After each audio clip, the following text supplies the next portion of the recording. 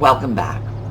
Well, next weekend is the target date for launching our Etsy shops, and there are a few details we need to take care of in advance to guarantee a smooth opening for us. So stick around, we're going to get right into that.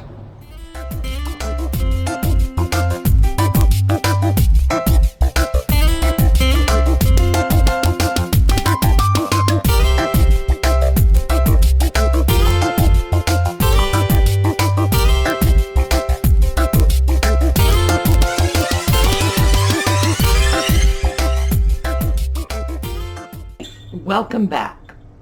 First things first, this channel broke 10,000 subscribers in its first week up, and that is all due to you. So thank you. Give yourselves a hand. Yay! Eventually I'll probably get good enough with sound effects so we won't need to make our own, but I think that's probably a long way off in the future. Now, one of the things that I know you folks are anxious to start is selling on Etsy. So we're going to get right into that today. We're going to start working on opening our shop. Now, our target date for opening our shop is going to be 1 week from today. So between now and then, we're going to have to sort of get our ducks all lined up in a row so that we're ready to go. Next Saturday, we want to be able to sit at the computer or sit at our smartphone, click the buttons, and we're good to go. So, selling on Etsy is not exactly the same as selling on eBay. If you sell on eBay, all you have to do is go into your regular buying account, pull down the drop-down selling menu, follow the instructions, list your item, and you're pretty much good to go. eBay doesn't really care if you sell or don't sell. They're not going to give you a lot of instructions. It's strictly self-initializing. So you want to do it, you do it. You don't want to do it, you don't do it. And they don't put any pressure on you one way or the other. Etsy is a little different.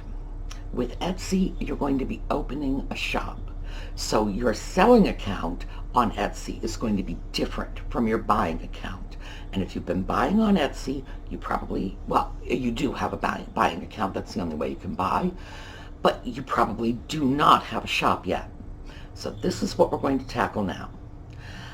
The first thing you need to be aware of when you're selling on Etsy is Etsy allows 3 kinds of sales, 3 categories of items you can sell.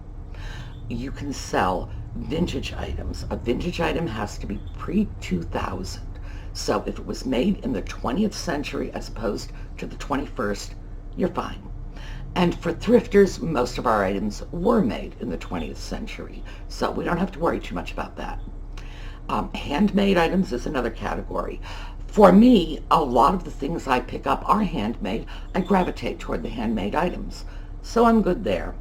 And the third category is craft items. I don't think many of us are going to be focused on selling craft items, so I'm going to kind of leave that off the table, at least for now. And if it turns out that's a major selling category, we will go back and revisit that later. I don't know how strictly Etsy enforces these categories, because I have been on Etsy and seen Pandora bracelets, which are not handmade. It's not a craft item, and they're not pre-2000, and they're being sold left and right. I have also seen mass-produced hand fans from China all over the place. So I wonder if their categories aren't more suggestions than requirements, but I don't think we ought to push our luck on this one, because who knows, maybe other people are just getting away with things, and, you know, we just don't want to push our luck. Let's just put it that way and let it go. So the first thing we're going to look at when we open our Etsy shop is giving it a name. Now, a name can be anything you want. I would suggest you try to keep it simple, easy to remember, and maybe something that has to do with the items you're selling. In other words, if you find yourself with a lot of coffee mugs, maybe Mary's Kitchen would be a good name. If you find yourself with a lot of figurines, you could go with that. The only thing that's really going to create problems for you is if you name your shop something like Sing a Song for Satan or Look What I Just Fished Out of the Cat Box. That's going to turn customers off. And as long as you're not doing that, you should be good. The reason for this is shopping at Etsy is not like shopping at the mall or a brick and mortar facility where you just look around and you see all the shop names and you say, oh, I like that one, I like that one. No. With Etsy, your buyer puts their item into the search engine and then you come up with a list. For example, blue plates. Everybody who's offering a blue plate comes up and the shop name is sort of down at the bottom and it's secondary to the item. However, if your customers have a good experience at your shop, you want it to be very easy for them to find you again. So that's where a good name comes in, something memorable, something that will stay with them. When you choose your name, try to make at least 2 alternative choices, because your first choice could be very good and somebody else could have stolen it already. So just be prepared to go with a second or a third choice, and that pretty much takes care of the name. The next thing we're going to look at is your listings, because as soon as you open your Etsy shop, they're going to ask you to start loading items into your shop. Now, the way you load items into your shop is you take the little items you have available for sale, you photograph them, and then you upload the photos. Sounds simple, right? Well, maybe not. The first thing you need to be aware of is one of your photographs needs to be very loosely cropped. And by that I mean a lot of background space, because Etsy tightly crops their gallery photo.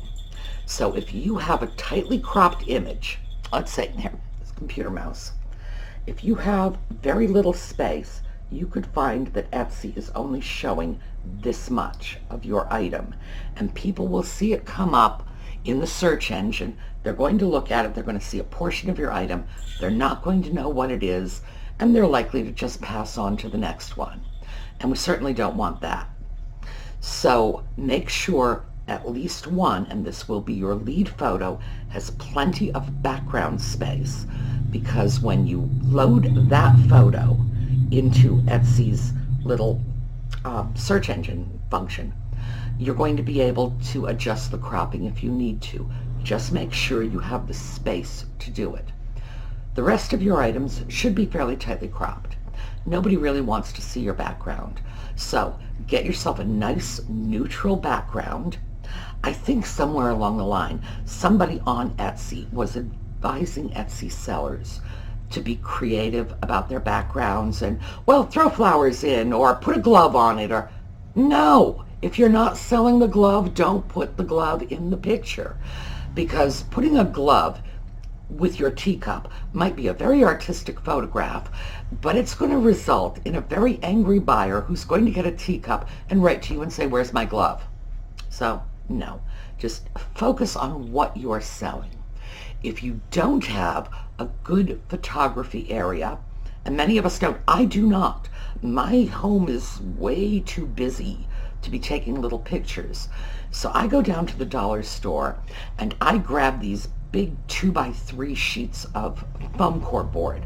They're white, they're $1 a sheet, and I throw them on the kitchen table, throw the item on, well, not really throw it, place gently the item on top of the foam core, take the pictures, and then I have my neutral white background.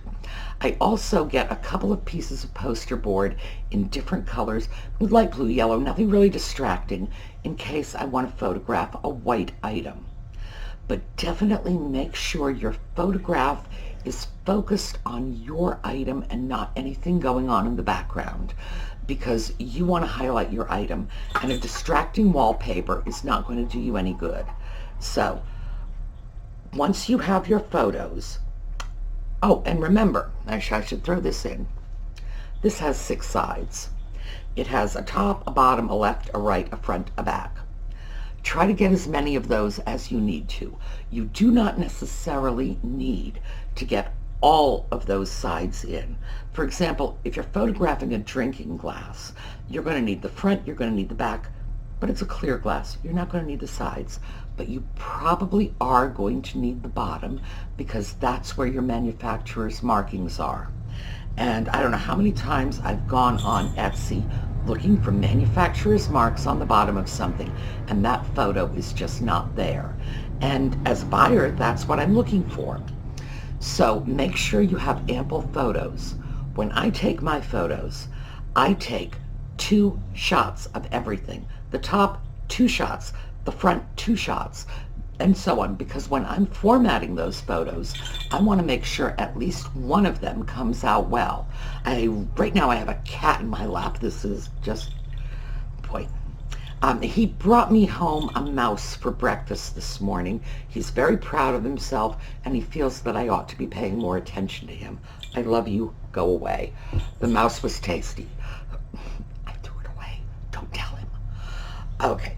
So once you've got your photographs done, the next thing you're going to need to do is your description.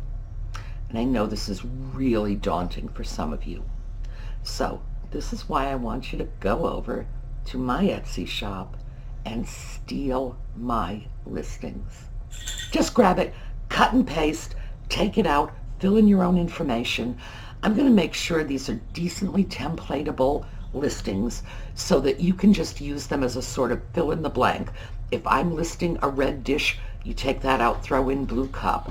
It'll have all the information you need in terms of the dimensions. You need to give your customers the dimension, the condition. You need to give them the condition, the age or the approximate age. So you'll be able to follow along and just fill it out according to your own item. But if you have trouble writing a listing, just steal mine. I'm not going to be upset. I'm not going to sue you. I'm inviting you to steal my listings because I know how hard that is the first time out. You don't know what the customers want. You don't know how to say it. Writing does not come naturally to all of us, and it can be a daunting experience. So, listings, we just got that out of the way very easily.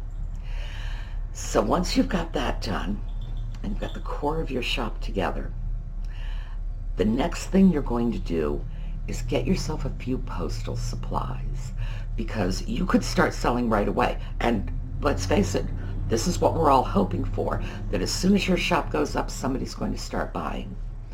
Well, I've got a whole video on how it is that I have free or very low-cost shipping supplies. I hardly ever pay for my shipping supplies. They're all brand new, high quality, and I get them either completely free or for so close to free it's embarrassing. And we'll get into that, but for the moment you're going to need to start up. So you want to go to the post office. You want to grab some of their priority mail boxes. They usually keep these out in the lobby in a number of common sizes. Get the sizes that best suit your items, and grab half a dozen of those and take them home. So you need to be ready to sell. You're going to need tape. That is something I do pay for. I have no idea how to reuse tape. If I ever figure it out, I'll let you know. So get yourself a good roll of tape because you will need that. And the other thing you're going to need is a postal scale. Now, you can get a postal scale for $10 to $15 at Walmart, and it will pay for itself in your first few sales. And the reason why is one of the most common things we hear about selling online is, I lost money on shipping. The reason people lose money on shipping is because they don't know the real weight of their item. They find out the weight of their item when they bring it to the post office after they've already set the shipping cost, it's already been paid, and now they have to get the item out. Well, a difference of as little as 2 or 3 ounces could cost you $3 or $4 in shipping. And this is just a fact. That's the way it works. If you don't know the actual weight, you're probably going to cost yourself a lot of money. And you don't get that money back. Your buyer has already paid. You're at the post office, and suddenly you find out that item that you priced out at $3 shipping costs $6, and that's money out of your pocket. Now, at this point, I should bring up Etsy's method of dealing with that, which I disagree with, and I'm going to be straight up about that. Etsy says overestimate your shipping so that you don't lose money. I am telling you, do not overestimate your shipping. Estimate your shipping accurately, because buyers can get very testy when they feel you have overcharged them for shipping. They will write you letters. They will say, I checked it out. I know what you paid. You need to give me my money back. And it's very easy to find out what people have paid for shipping these days. Your package will have the weight on it. It has your zip code. It has their zip code. They go online to the USPS and plug it right into the USPS's postal calculator. That tells them exactly what you paid. So, no, that's dangerous, because you don't want people to walk away from your sale feeling like they've been cheated. Now, interestingly enough, if you took the very same item and built $2 extra into the price of the item, they're not going to feel cheated on the postage. It's just when you overcharge on the postage that they get annoyed. So keep that in mind. Accurate postal weight is key to avoiding losses in your money. So that's one of the things you should get. And because that postal scale is so cheap, it'll pay for itself in your first few sales. Another item you should consider, but this is not quite so cheap, although it's not overly expensive, is if you don't have your own printer, get a printer. I just went on Walmart.com yesterday and checked their printer costs, and I found 7 different models of printer for less than $40. So printers are not expensive. If you have a printer, you can print out your own labels. If you can print out your own labels, this does 2 things for you. First of all, it allows you to use Etsy or eBay or PayPal for your shipping, or even USPS.com. The rates won't be quite as good there, but they will be better than what you pay in the post office. You print out your own label at home, you get the better rates, and also when you print out your own labels, you can have the post office pick up your package at your door. You just go onto their website, you just follow the links, schedule a pickup, and they come to your house and pick it up. You can do it all in your pajamas. Now, if you have a lot of activities going on in your life, you can't make it to the post office, or you just don't feel like going to the post office, this can be a real benefit. So, printer, yes, over time that will pay for itself. It won't do it as quickly as a postal scale, but it will pay for itself. Okay, so now we have our shop name. We have photographs of our items. We have our listings. We have our postal supplies, and we're going to at least look at getting a postal scale and a printer. Now, the final item you're going to want to take a look at is the payment method. Etsy does not use PayPal. They use their own system, and their system is called Etsy Payments. Now, with Etsy Payments, they drop your sales money directly into your bank account. But this also means they take your fees directly out of your bank account too. And all kinds of horrific things can come out of people mucking about in your household budget.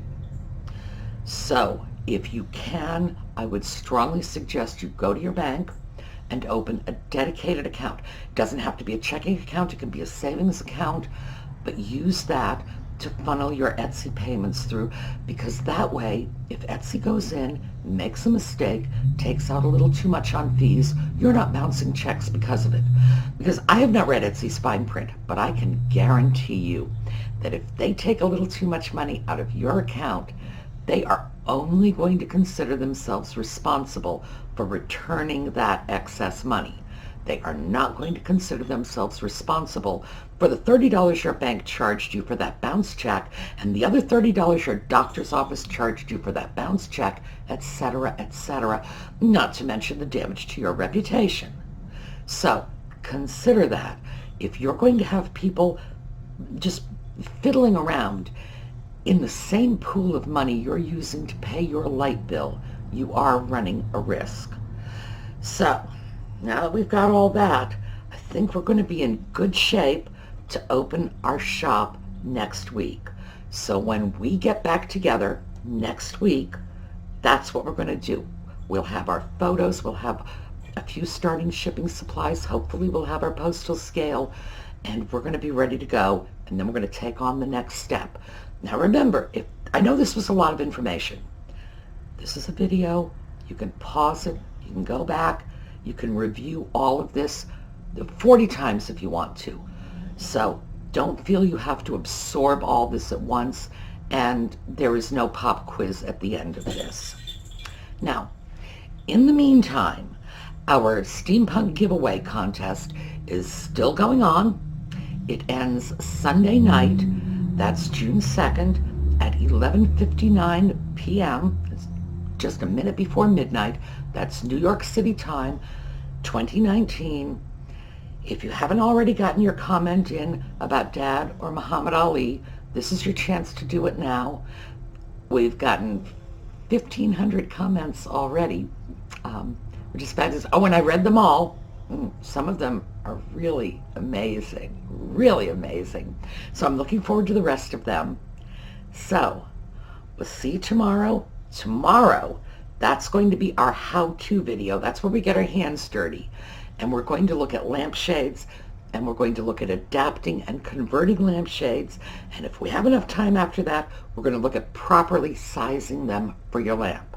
Okay, so I will see you all later. Go scurry off, get your Etsy stuff together, and let's be ready to go next week when we open our shops. Okay, I'll see you then.